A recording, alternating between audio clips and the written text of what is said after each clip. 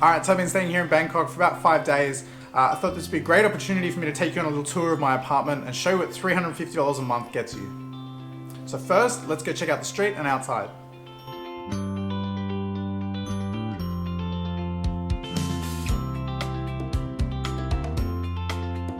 So this is a look at the street. It's a super cool little street. It's just a quiet little dead end. It looks really funky, like all the buildings are different colors and stuff. There's a few different guest houses and things along here, and just like little places to stay as well. So the location here is quite good. It's quite near Lumpini Park, which is unfortunately closed at the moment, but it's about a 5 to 10 minute walk to there. There's a metro station there that you can get a train from as well. So where we are, we're about 100 meters back from a big main road. So it's quite quiet in this street, and being that this is a little dead end, this street's really quiet. So the street off this street is like a main-ish road. It's quite small, but along here there's lots of different, so behind me there's a little restaurant here, there's a cafe here, there's another little restaurant here, there's a bar behind me here which is shut because bars are closed at the moment. There's also a 7-Eleven about 100 meters down the road, and just like a few other little sort of shops along here. There's a bunch of massage places, they're all closed as well, but it's a great location here.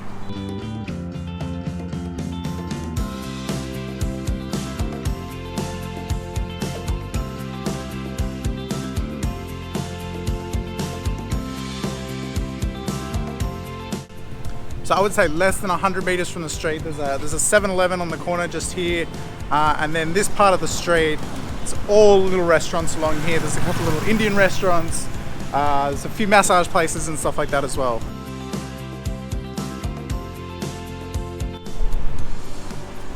So the massage places are all technically closed at the moment, but they're all kind of, you see like this, they've just got like the shutter halfway up. So if you do want to go in, you just sort of go under the shutter.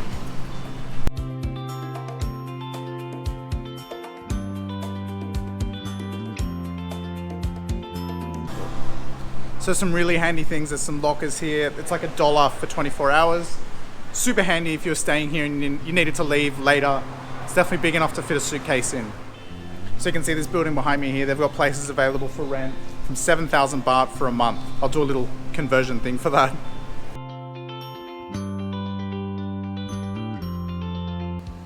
So, but just behind me here is the building I'm staying at. I'm up on the 5th floor. Unfortunately, there's no elevator here, but that's good. It gives me a chance to work off all the beers I've been drinking.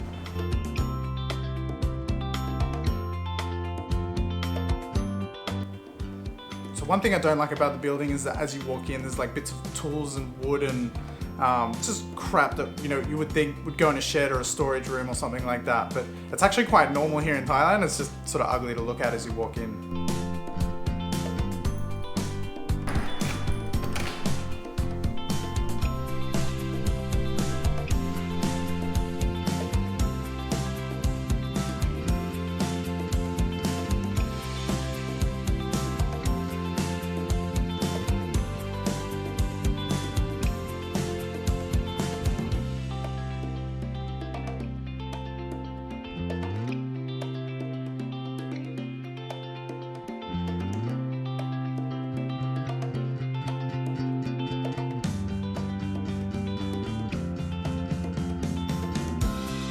The first thing you notice, because this room has a balcony, it's a huge window here and it gets a lot of natural light throughout the day. It's just great having a balcony as well.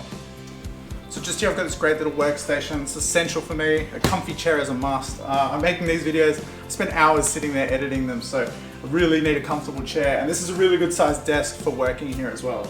So another good thing is this place has a really good internet connection. It came here, it's got 5G. The internet's great, and I've had no issues so far.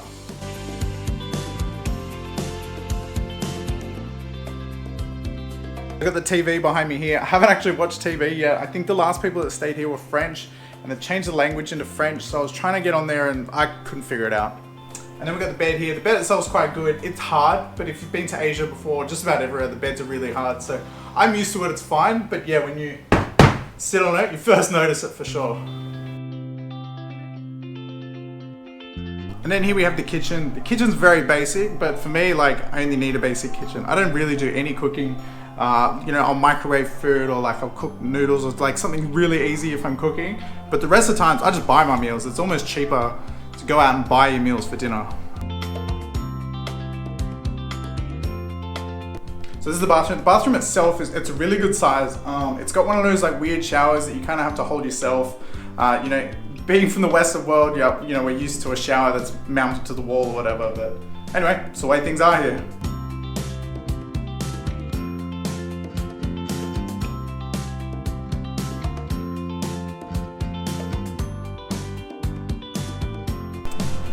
And then the balcony, you know, the balcony is great. I think it's really good to have a place with a balcony and you can come outside. The view from here is kind of cool.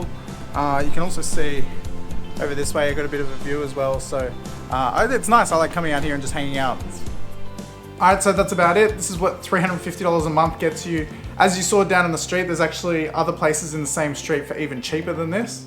But I think this is kind of a good gauge for what you would get for $350 for a month. I was originally going to be staying for a month, but I'm actually going to be only staying 2 weeks now because my trip was delayed coming here. So I do want a chance to move around and see some other neighborhoods and experience living in other parts of Bangkok as well. And I've quite enjoyed staying here. I found this on Airbnb monthly stays. So if you look on Airbnb at prices, once you make the duration for over a month, the price drops significantly and there's some great deals on there. Well, thanks for watching. I hope it was informative. Subscribe if you haven't already. I'm going to be doing tons of videos here in Thailand. So yeah, thanks for stopping by.